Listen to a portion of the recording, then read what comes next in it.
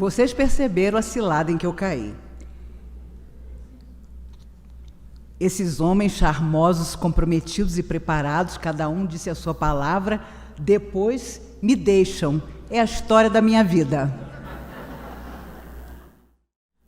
Amigos, houve um escritor extraordinário, que entre tantas obras, ele que era um repórter, que era um correspondente de guerra, um homem que correu o mundo, que tinha um prazer de viver extraordinário, era um grande caçador, na época em que se caçava na África, em toda parte, e isso era um charme na vida da pessoa. Ele escreveu uma obra-prima, que deixou para o mundo, entre tantos livros maravilhosos, mas essa foi sua obra-prima, O Velho e o Mar. Na verdade, Ernest Hemingway, quando escreveu O Velho e o Mar, falou de si mesmo, da luta com a velhice que chegava e que ele não aceitava, com o alcoolismo, que foi o seu vício da vida inteira e que ele não conseguia vencer, com a perspectiva de vida que, de repente, parecia desaparecer à sua frente. E ele tira a própria vida, depois de amanhã faz 56 anos. Em 20 de julho, 118 anos que ele nasceu. Era um homem impressionante, mas sufocado pela ideia de que nunca mais repetiria a genialidade do Velho e o Mar. Quando o presidente John Kennedy organizou a sua posse como presidente americano, ligou para ele e disse: meu caro amigo, faça o meu discurso de posse. Escreva algo para que eu possa dizer ao povo americano, ao povo do mundo inteiro, com a sua genialidade. Hemingway levou 20 dias para escrever uma frase. A tristeza, a depressão já o envolvia. E ele não acreditava mais ter futuro. Quando planejamos, muitas vezes, a ideia de fugir da vida, invariavelmente esquecemos de olhar para a frente por um minuto que seja. Isso aconteceu com ele. E é claro, o relato da espiritualidade quanto à surpresa das almas que fogem da vida por vontade própria é estarrecedor, porque o corpo físico morre, mas a alma eterna permanece com as consequências do seu delito. Em 27 do século passado, a média Ivone Pereira, então ainda uma jovem, recebe a determinação de psicografar a história de um escritor português que havia se suicidado com um tiro no ouvido por estar completamente cego.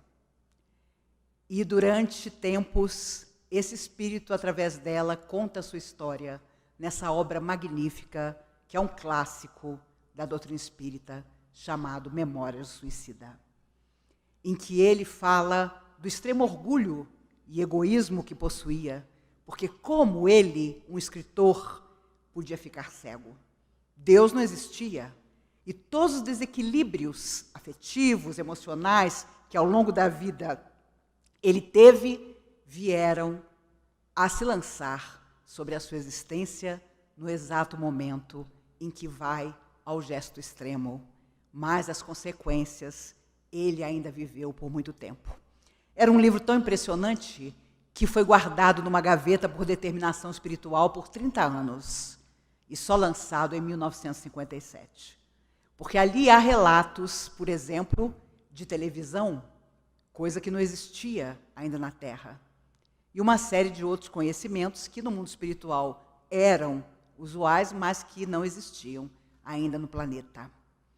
Um relato impressionante, porque principalmente a constatação de que o tempo havia passado e até a noção do tempo Camilo Castelo Branco havia perdido.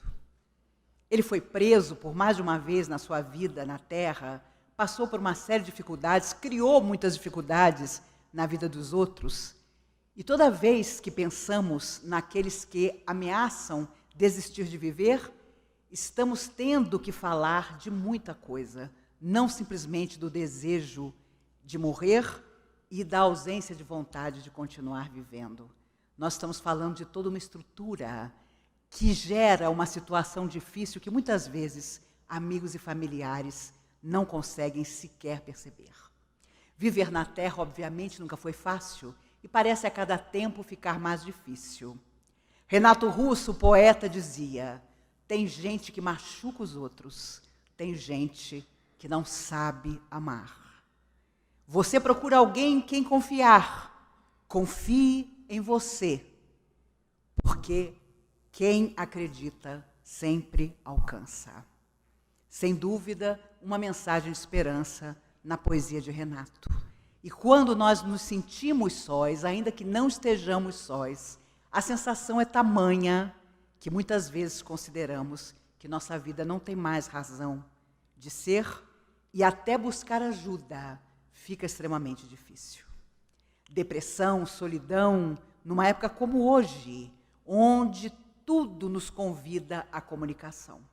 Entretanto, principalmente entre os jovens, o processo de afastar-se do outro, de não interagir com o outro, embora todos tenhamos os meios de comunicação mais sofisticados para isso, é cada vez maior. Lembrar que a cada 40 segundos, como disse a Organização Mundial de Saúde há 2 semanas atrás, alguém tira a própria vida no mundo, que é o suicídio, a segunda causa de morte no Brasil entre jovens de 15 a 29 anos, é necessário. Porque enquanto não discutimos essas questões por preconceito e principalmente porque há muito para discutir em torno desse gesto, nós estaremos dando força a situações difíceis. Os amigos espirituais costumam dizer que aquilo que ignoramos trabalha contra nós. E é mais do que momento para que toda a sociedade se reúna e discuta essa insatisfação que existe em todas as classes sociais.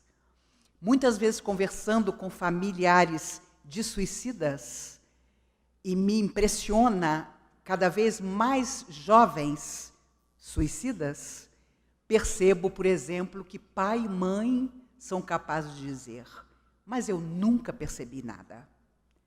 Como é que ele podia estar passando por isso se nunca demonstrava? Conversando com jovens, amigos de alguém que se suicidou, escuto muitas vezes: ele era o melhor de nós.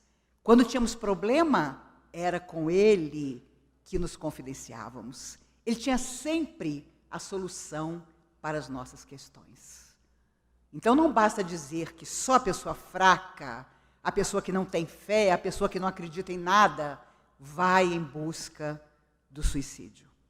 Pessoas que aparentemente não têm nenhum motivo para fazê-lo, realizam.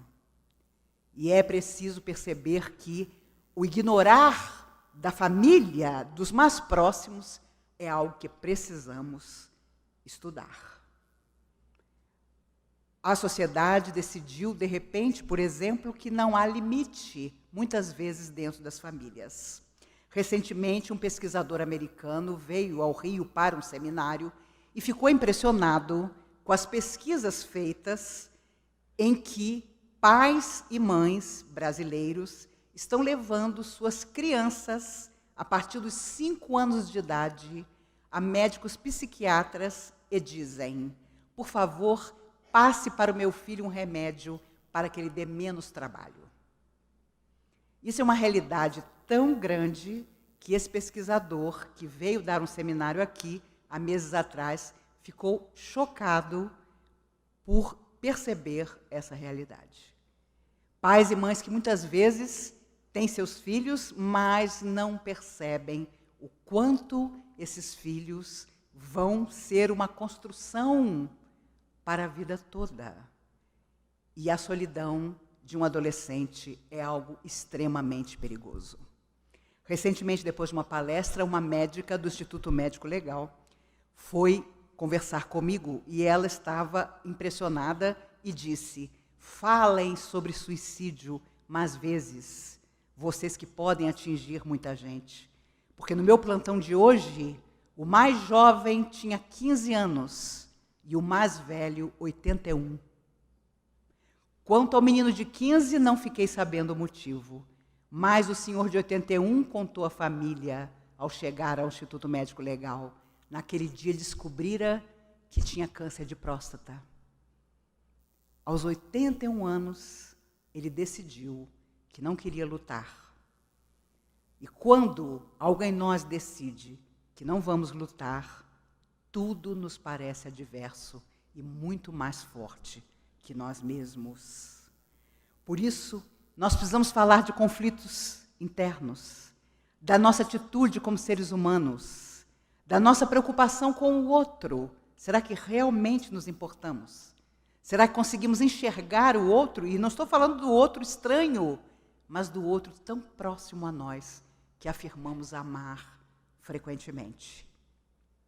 Conta-se que irmã Dulce atravessava uma praça em Salvador à noite com uma outra freira amiga e, de repente, ela entrou num beco e trouxe de lá, do fundo do beco, um homem esquálido, agonizando. A outra freira, que estava com ela, surpresa, consegue ajudá-la a amparar. E irmã Dulce era baixinha, frágil. As duas levam aquele mendigo para o hospital. E horas depois, ele morre, naturalmente, pelos maus tratos, por toda a situação difícil que vivia na rua. Mas, quando as duas estavam conversando depois, a freira que estava com a irmã Dulce, surpresa, diz a ela: Irmã Dulce, me explique uma coisa. Naquela escuridão da rua, como é que a senhora enxergou esse homem no fundo daquele beco, naquela escuridão? Como é que a senhora viu esse homem? E irmã Dulce, com um sorriso singelo, disse a ela: minha filha, a pergunta não é essa. A pergunta é: como é que você não viu? O nosso olhar, muitas vezes, propositadamente, ignora o outro. Porque não temos tempo, porque temos nossos próprios problemas, porque ele nos pegou numa hora difícil, em que nós não estamos dispostos a ouvir. Eu tenho um amigo que em 1984 conheci. Ele foi à comunhão espírita numa noite de orientação e caiu justamente para conversar comigo. E ele chegou revoltado e disse: eu estava no banheiro da minha casa e ia me matar, porque hoje eu descobri que sou portador do HIV. Eu tenho uma filha de 9 anos que eu não vou ver crescer. E conforme o que você conversar comigo, eu volto para minha casa e faço o que eu tenho que fazer. Até hoje, 33 anos depois, eu não me lembro o que foi que nós conversamos. Mas ele decidiu dar a si mesmo uma chance. Hoje, a neta dele tem 17 anos. Ele não só viu a filha crescer, como viu os 2 casamentos da filha, o nascimento dos netos, a mais velha com 17 anos. E só agora, mais velho, é que ele foi morar com a filha, porque ele é um dos primeiros portadores do vírus HIV no Brasil que está chegando à velhice. E ele está começando a ter dificuldades para se locomover. Entretanto, teve uma vida extraordinária. Basta dizer que nunca ficou internado nesses 33 anos. Imaginemos se ele tivesse tirado a própria vida naquele dia de 1984. E era uma época em que não se sabia exatamente como a doença era transmitida. Quando saíamos, o grupo de amigos, ele não permitia sequer que nós pegássemos um copo que ele estivesse usando, porque não se tinha certeza de como o vírus era transmitido. Entretanto, está até hoje entre nós. Na Segunda Grande Guerra, todos os artistas de Hollywood iam à frente de batalha para apresentar seus soldados. E havia um índice de suicídio alto naquela época. E havia um comediante americano chamado Jimmy Durante. Se fosse por feiura, ele teria se matado há muito tempo. Era careca, narigudo. Para disfarçar, usava um chapéu coco ou um chapéu de palha. Foi grande amigo de Carmen Miranda. Foi no programa dele, dançando com ele, que ela passou mal na noite que morreu. Ela desmaiou nos braços dele, ele a colocou atrás da cortina, voltou para o microfone e disse: senhores, acabei de dançar com a maior atriz latino-americana, minha amiga Carmen Miranda. Naquela noite ela morreria e ele, no dia seguinte, estava no aeroporto para despedir-se do seu corpo que veio ser enterrado no Brasil. Mas Jimmy Durante era feio como a necessidade, mas contava histórias como ninguém. E os americanos foram até ele pedindo que ele fosse à frente de batalha. A maioria daqueles soldados não voltaria para casa. E eles queriam tanto ver Jimmy Durante. Ele disse ao coronel: eu posso ir, mas por 10 minutos. Não tenho mais tempo do que isso. O coronel disse: não tem problema, eu deixo o helicóptero ligado. Você sobe do palco, conta 10 minutos de história, depois eu te trago de volta. Assim foi feito. Passam-se 10 minutos, 20, 30, 40, 50, 1 hora. E Jimmy lá na frente, mais de 100 mil soldados à frente dele. Finalmente, mais de 1 hora depois de começar o seu espetáculo, Jimmy Durante tira o chapéu da cabeça, lança para os soldados e se despede. Quando a cortina se fechou, o coronel veio perguntar: Jimmy, eu não entendi nada, você disse que só tinha 10 minutos, ficou mais de 1 hora? O que aconteceu? E Jimmy Durante, emocionado, afasta a cortina e diz: olhe para a primeira fila, o senhor vai entender. Na primeira fila havia 2 soldados. Um tinha perdido o braço direito, o outro o braço esquerdo. Os 2 sentaram juntos, para juntos aplaudir. Nunca deixemos que ninguém nos diga que somos só metade do que nós podemos ser.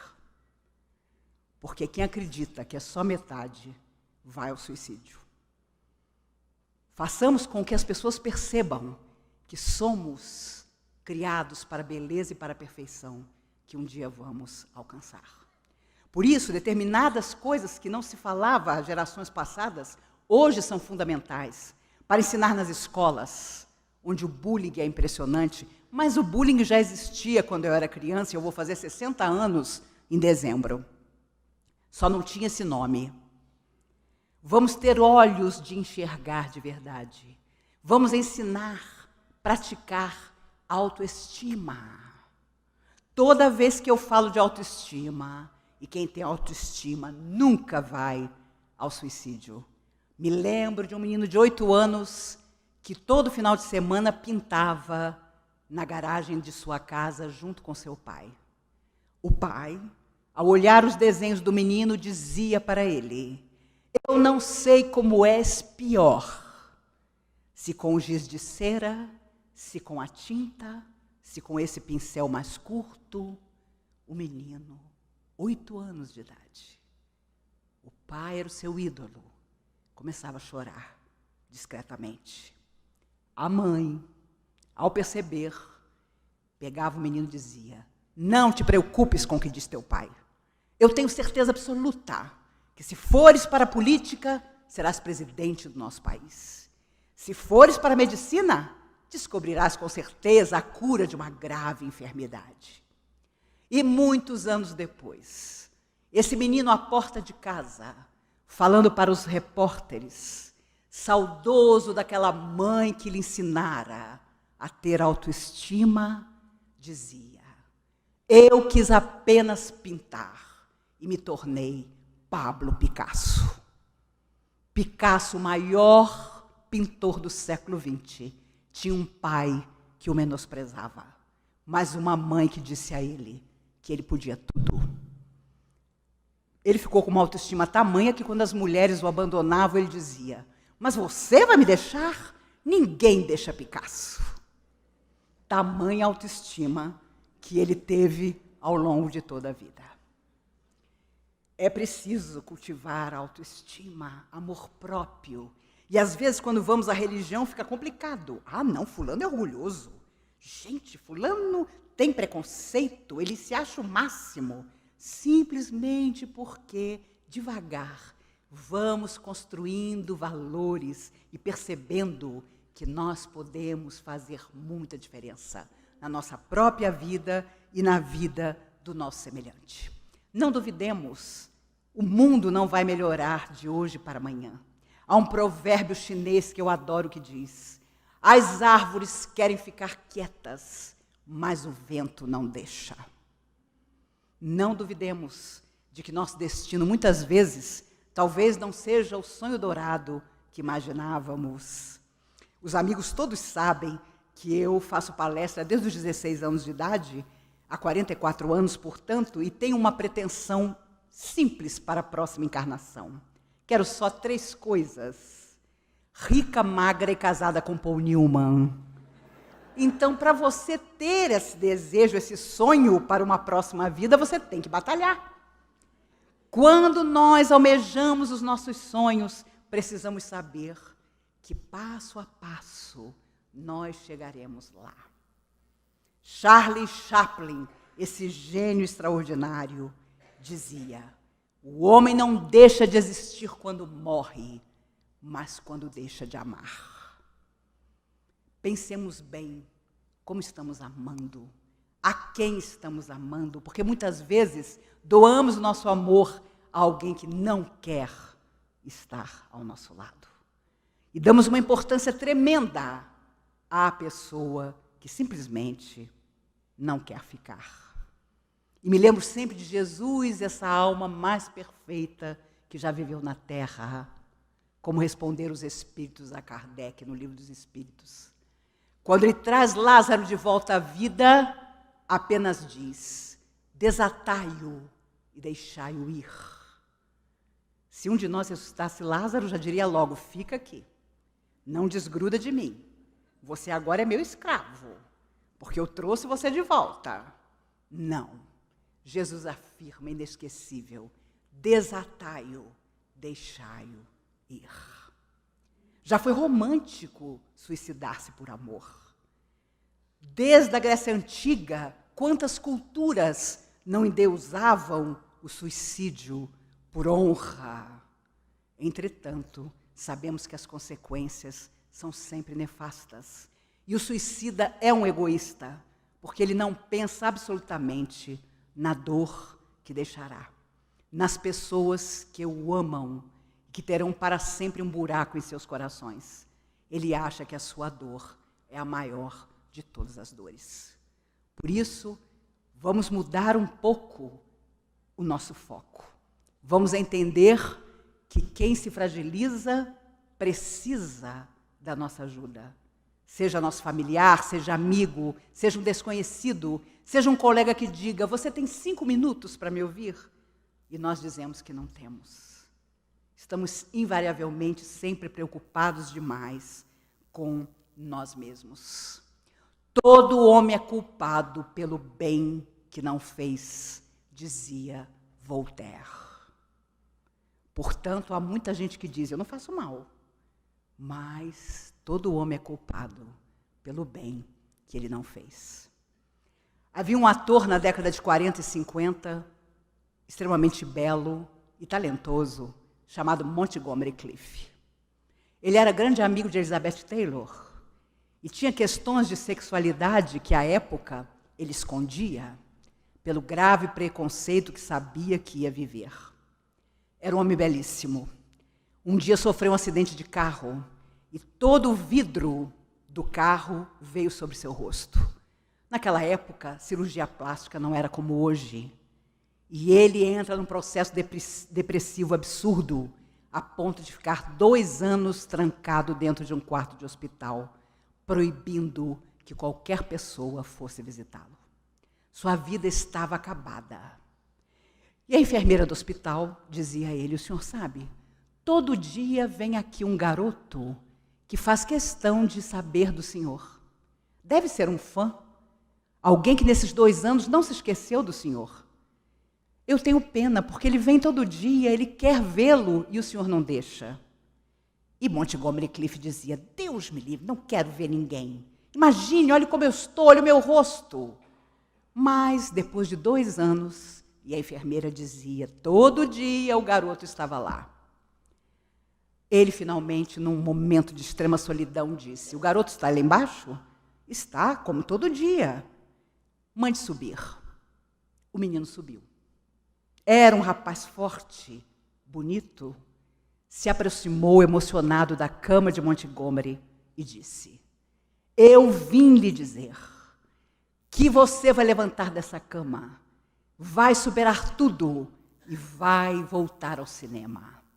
Não importa que seu rosto tenha marcas, a sua genialidade como ator precisa servir de exemplo. Saia dessa situação. Eu me espelho em você. Eu faço curso de teatro por sua causa. Eu sonho ser como você. Saia disso. E de tal maneira a voz daquele garoto era inflamada que Montgomery pela primeira vez sente que alguém se importava com ele de verdade. E resolve tomar uma atitude, sair do hospital finalmente, retomar a sua carreira.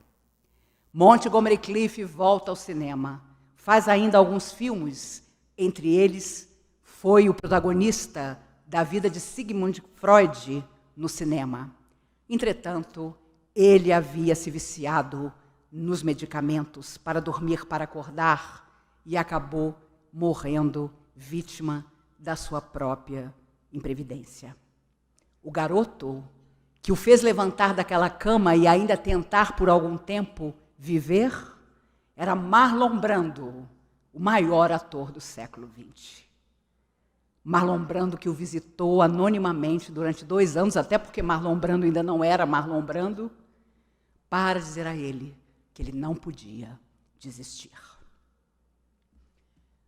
Todo suicida é alguém que finalmente desistiu. Mas, do outro lado da vida, não haverá justificativa para isso. Ao contrário, perceberemos quantas vezes alguma luz se acendeu, alguém nos telefonou, um livro nos caiu na mão, mas estávamos cegos, tão preocupados com a nossa própria dor, que parecia a maior dor do universo. Numa época como hoje, que as pessoas fazem o que é errado e se justificam, fica parecendo complicado viver. Me lembro de Sai Baba, o indiano que em 2011 desencarnou, voltando ao mundo espiritual. Ele tinha uma frase que eu gosto muito, que sintetiza tudo e que diz: o certo é o certo, mesmo que ninguém faça. O errado é errado, mesmo que todo mundo faça. Pensemos sobre isso. Às vezes, a vida nos aponta caminhos escusos, em que quem não pensa em ninguém parece ter todas as vitórias do mundo.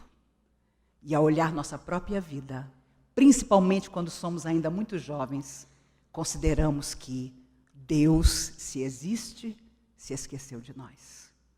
Entretanto, todo obstáculo, toda luta precisa ser vencida, porque existe em nossas vidas exatamente para ser vencida.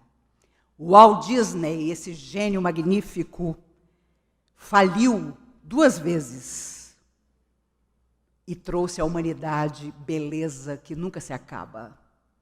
Quando ele retomou os seus desenhos, com a certeza de que dessa vez ia dar certo, ele colocou uma placa na porta da sua sala, que está lá até hoje, e que diz: aqui fazemos o seguinte, não importa o que aconteça, seguimos em frente.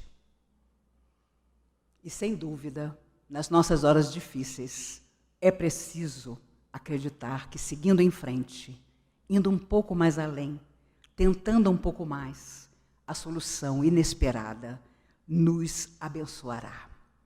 E quando temos problemas de amor, meu Deus, nós ficamos pensando, meu Deus, se eu me matasse, fulano nunca mais casava com ninguém, ele ia morrer de remorso. Então, estou pensando, será que essa dor de amor é tão grande que eu me mato? Me lembro sempre de Mário Quintana, o poeta, que dizia: é extraordinário morrer de amor e continuar vivendo. Porque nós podemos morrer do jeito que for. Ai, que saudade. E nós, mulheres, temos que tomar o maior cuidado. O homem é diferente. Converso com muitas mulheres de todas as idades que dizem: Maíse, meu marido é um amor. Meu marido é tão querido. Meu marido é maravilhoso. Mas não esqueço fulano. E eu, surpresa, pergunto: quem é fulano?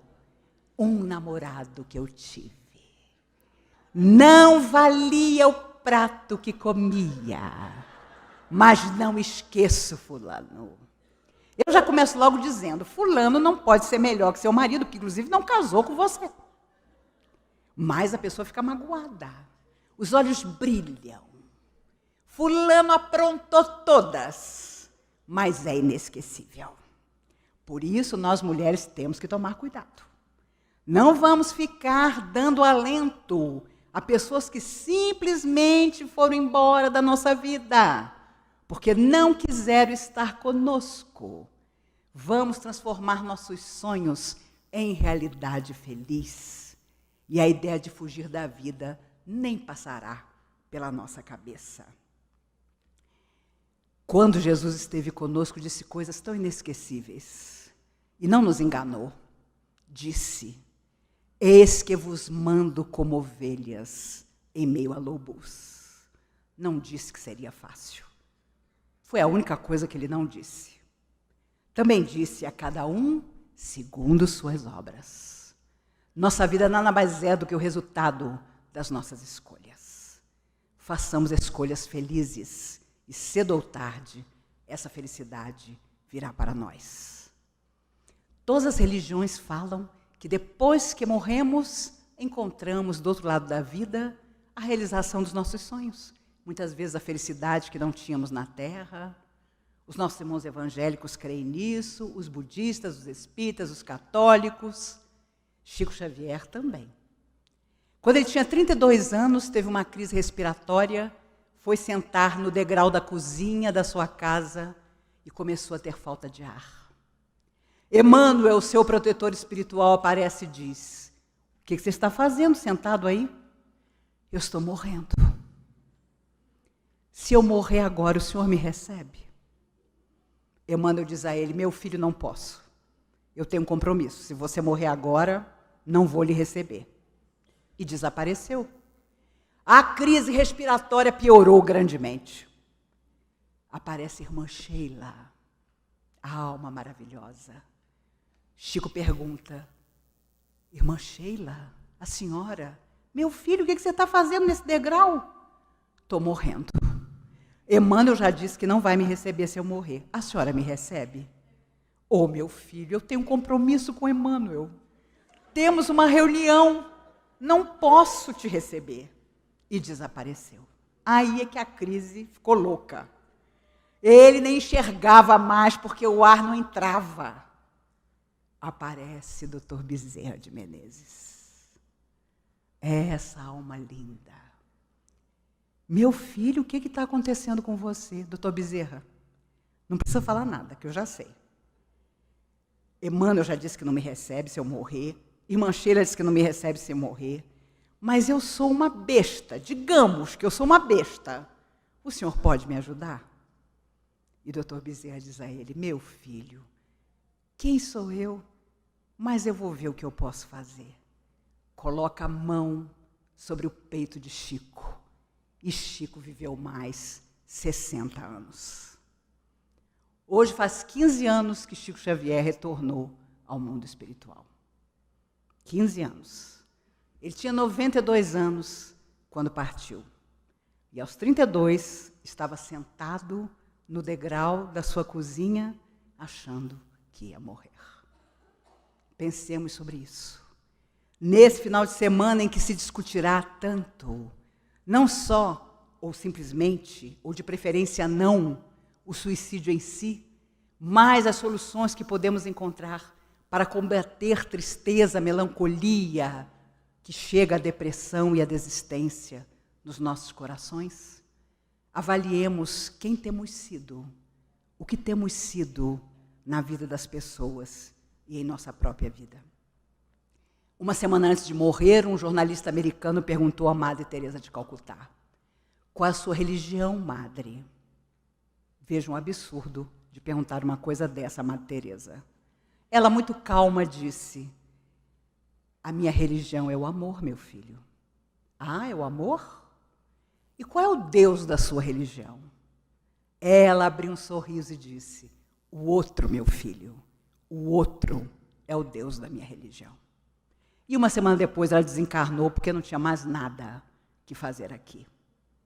Como não vai acontecer conosco, nós temos muito a aprender ainda, pensemos e desejemos que o outro seja o fanal de nossas vidas. Enxerguemos o outro, entendamos o outro, aceitemos o outro como ele é, não importa como ele seja, para que ele se torne, com a nossa aceitação e carinho, infinitamente melhor, e nós nos tornaremos também. Me recordo do poeta Frejá, que dizia: eu desejo que você tenha quem amar, e quando vier o cansaço, que ainda haja amor para recomeçar. Ele, amigo de Cazuza, que dizia na sua poesia: para mim é tudo ou nunca mais. E há muitas pessoas que passam pela nossa vida que são assim, que se gastam no vício, nas paixões descontroladas, nas situações limite, e vão até o fim. E há pessoas que, inclusive, pedem a nossa ajuda, mas que, no fundo, não querem ser ajudadas. Certa feita, Chico Xavier comentou que seu Eurípides Bassanufo, essa alma maravilhosa de Sacramento, disse a ele, certa feita: meu filho, você segura a mão de alguém e vai atravessando um deserto com ela, e ela quer se lançar no abismo. Se, ao chegar à beira do abismo, ela permanecer querendo se jogar, largue a mão dela, porque senão ela leva você junto. Há pessoas que imploram a nossa ajuda, certas de que não querem ser ajudadas. Que tenhamos o coração de discernir, de nunca desistir nem desanimar, mas na certeza absoluta de que um dia prestaremos conta também das nossas omissões, das vezes em que dissemos não a quem tanto precisava na nossa ajuda.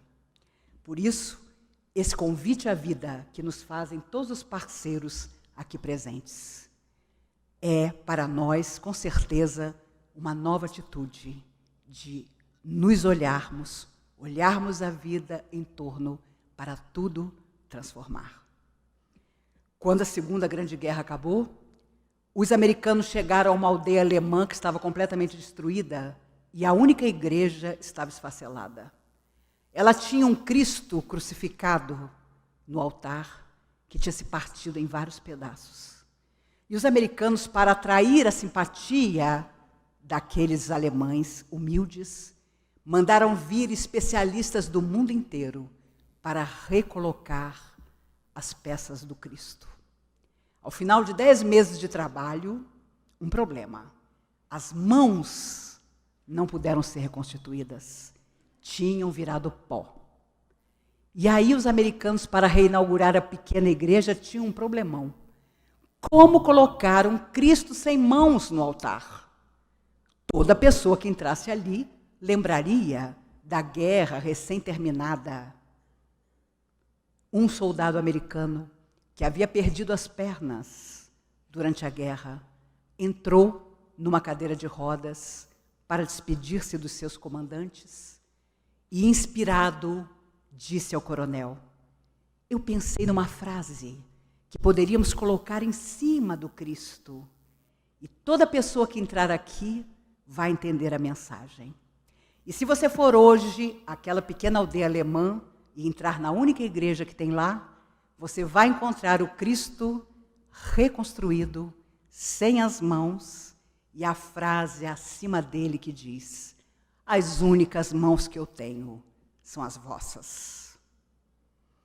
Que possamos tornar a nossa vida na terra, as nossas mãos, a presença de todas as forças do bem que protegem o universo.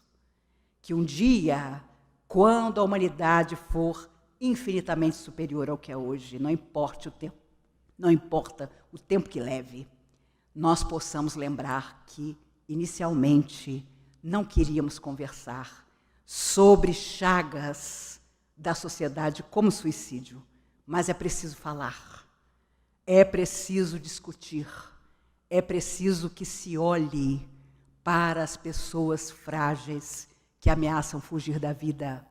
Talvez não se tornem fortes do dia para a noite, mas sabendo que tem o nosso apoio, vão perseverar. Que as forças do bem que protegem todo o universo, e quando sabemos que o acaso não existe, não conseguimos imaginar que o nosso encontro dessa noite foi por acaso. Não nos esqueçamos de que as forças do bem, de todas as maneiras, querem nos ajudar. Mas hoje é uma tese da psicologia moderna a frase: você só muda quando a dor de mudar é menor do que a dor de deixar como está. Mudemos. Mudemos a nós mesmos, a família, a sociedade. E encerrando nossas palavras, me recordo de uma menina de 6 anos cujo avô fazia uma prece todos os dias antes do jantar. E ele sempre terminava a oração dizendo: vem ter conosco, Jesus, vem à nossa casa, força do bem, esteja conosco. E a menina, intrigada, pequenina, procurava e não acontecia nada. Um dia, na hora da prece final, antes do jantar, bate à porta um homem desesperado, desempregado, intentando matar-se, e a família abre a porta, dá a ele alimento. O dono da casa era dono de uma pequena fábrica e propõe a ele, no dia seguinte, procurá-lo para uma colocação. E o homem vai, tranquilo e feliz, levando para a família naquela noite um farnel e uma esperança nova. Ao final, a família, após a saída do moço, se reúne de novo na mesa. E a menina pequenina, feliz, diz: ah, vovô, Jesus de novo não pôde vir, mas mandou alguém no lugar dele. Que toda pessoa que nos busque, pedindo, às vezes sem palavras, a nossa ajuda, seja a força do bem maior que nos procure. Chico Xavier, através de Chico Xavier, Alta de Souza, a poetisa do Rio Grande do Norte, tinha uma quadrinha que é a minha favorita e que eu deixo para vocês quando ela afirmava: embora desiludida, alma cansada e sincera, por muito te dou a vida, não desanimes, espera. Que nós possamos esperar, amando, servindo, nos engajando nas tarefas de amor. Há tanto por fazer para que a terra seja melhor. Que Jesus nos ajude a chegar lá e comecemos portas adentro do nosso próprio coração. Muito obrigada.